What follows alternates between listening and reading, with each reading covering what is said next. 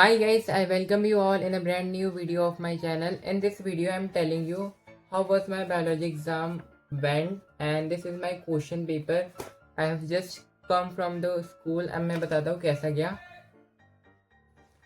So guys, I got set 2 here. You can see this set 2 and let me tell you what is the difficulty level of this set. So it is quite moderate. मतलब इतना ज़्यादा tough भी नहीं था and इतना ज़्यादा easy भी नहीं था.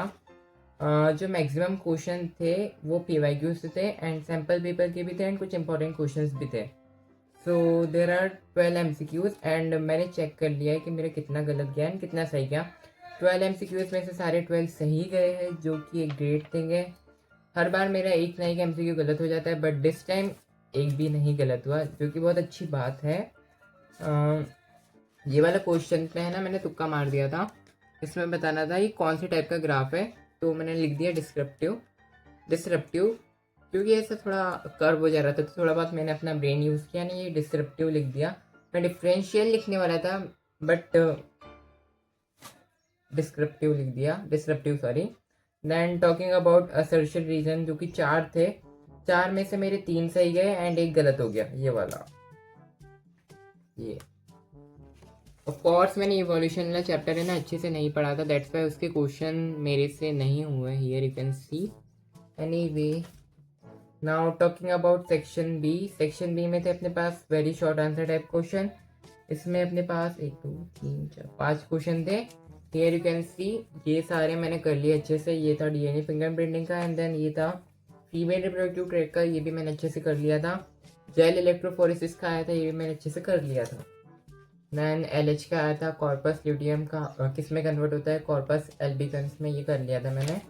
देन टॉकिंग अबाउट सेक्शन 2 ये वाला डायग्राम ये बहुत ज़्यादा इंपॉर्टेंट है. पिछली बार भी पता है यूटी सेकंड वाले में ये वाला डायग्राम आया था इसमें मेरे मार्क्स कट गए थे बट दिस टाइम मैंने इसे बहुत अच्छे से पढ़ा था एंड आई सॉल्व.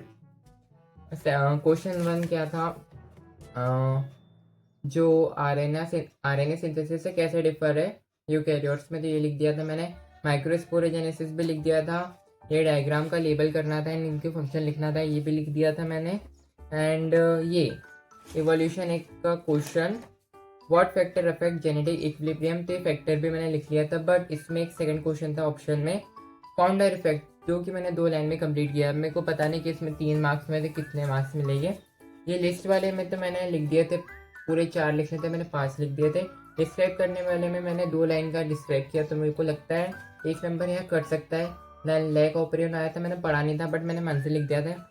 जो जेड था बीटा गैलेक्टोसाइडेज को करता है. वाई था ट्रांस एसिटाइलिस एंड जो अपना ए था वो परमियस तो ये मैंने लिख दिया था. देन मेंडल वाला वर्क को रिकॉग्निशन नहीं मिला. सेवरल रीजन थे रीजन पे लिख दिए. Then law of independent assortment वो भी मैंने लिख दिया. डायहेबिट का क्रॉस था वो भी मैंने कर दिया. Then case study was quite tough but मैंने थोड़ा दिमाग लगाया एंड कर दिया अच्छे से. देन क्वेश्चन नंबर 30 जो कि अगेन एक केस स्टडी थी जो कि बहुत ही ज़्यादा इजी थी. ह्यूमन रिप्रोडक्शन चैप्टर से थी.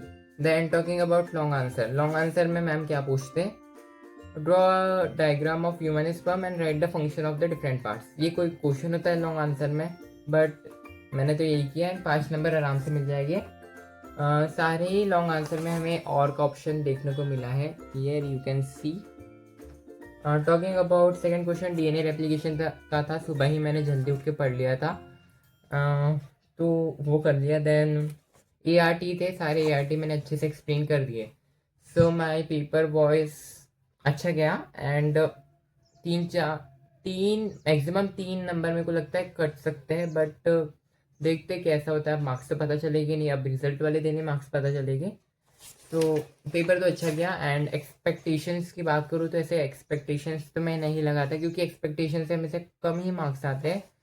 सो अभी तो मैं कुछ नहीं बता सकता बट पेपर अच्छा गया. So this was my biology का exam and if you want the PDF of this paper do let me know in the comment section. Bye. अब मैं जा रहा हूँ सोने.